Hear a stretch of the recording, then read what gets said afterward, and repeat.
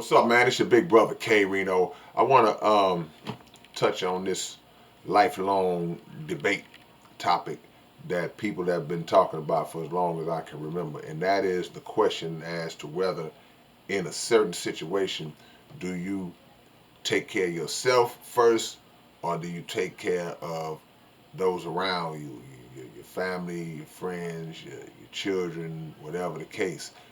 Who do you take care of first? And a lot of people who are selfless, good-hearted people, whose heart's in the right place, they will typically say, "Well, man, look, I will help others before I help myself. That's just how I am. This is how I'm built." And sometimes it would even be done to their own detriment, to where they um, suffer um, consequences behind helping someone else, and they end up being without.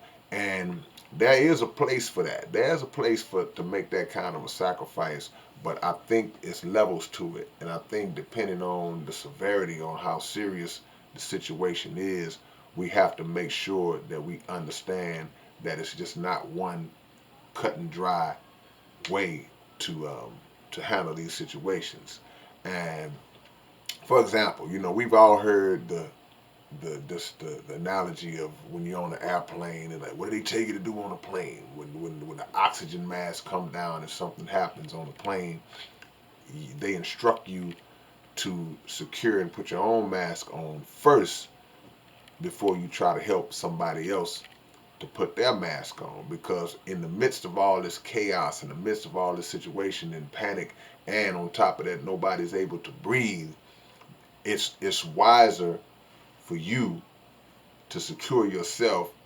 Then you can look to the person next to you, or your son or your daughter, whoever, and help them out, because they may not be able, they may not be equipped. So you put your oxygen mask on your 5-year-old daughter, and you still struggling. Now you may pass out before you get a chance to put it on yourself, and somebody has to be the one with the leadership to get it done.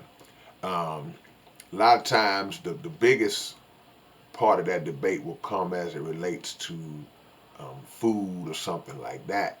Because they say, well, man, if it's only enough food, and who you feed, and of course, anybody is gonna say, hey, I'm gonna make sure my children eat because I can make it. I'll figure something else out. And I understand that. I understand that one. But in the other situations where you may have to say, well, look, let me fortify myself, then that way maybe I can strengthen myself. Then I can bring my child, have the energy and strength to get my child somewhere where they can be nourished. So many scenarios and twists and turns and ups and downs to it. And I don't think that there's a wrong answer in terms of um, the moral aspect of it, but sometimes in terms of the mathematical side of it, in terms of what is the absolute best formula to use in the situation, the absolute best formula may be misconstrued as being wrong or insensitive or selfish or uncaring, but it's not always the case. It's just a person looking at a bigger picture to go, now I got to do it like this because I'm the one that has to have the strength and the leadership and the ability and the mental wherewithal to handle the situation. And if I'm not right, then we all not gonna make it. None of us are gonna make it. So that is how it gets mixed up in a lot of ways. So again, there's no wrong answer morally, but a mistake can be made mathematically in that approach. Um, I'm bringing this up because when hard times hit, big decisions have to be made, and big decisions have to be made by the people, the heads of the household, the people in charge. And one thing about being the man of your house, the leader of your family, the woman of the house. You know, if you may be a solo mother, just doing it all yourself, whatever, whoever's the head of that house. The one thing about it is that you are in charge of making life-changing decisions for the family periodically throughout time. That's just how it goes. There are going to be pivotal moments where a decision that you make, left or right, could be a game changer for the good or for the bad.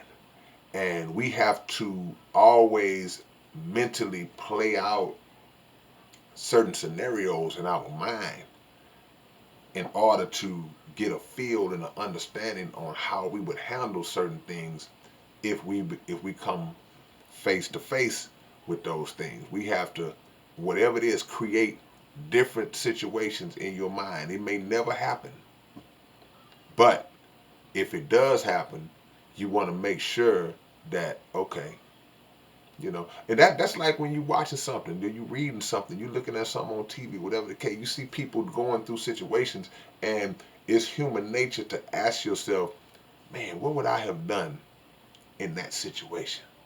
How would I have handled that situation if that was me instead of that guy or that lady that was caught up in it? And it's good to do that, because as we navigate through life, man, you don't know where life is going to take you. You don't know what situation life is going to put you in, and you don't ever want to be panicked or not having a plan, not having a prepared mind for any moment that you could possibly drum up. And I guarantee you that helps you. See, it's like what athletes do. An athlete, a basketball player, something, he will create scenarios in practice or when he's training about certain things that may take place in the game.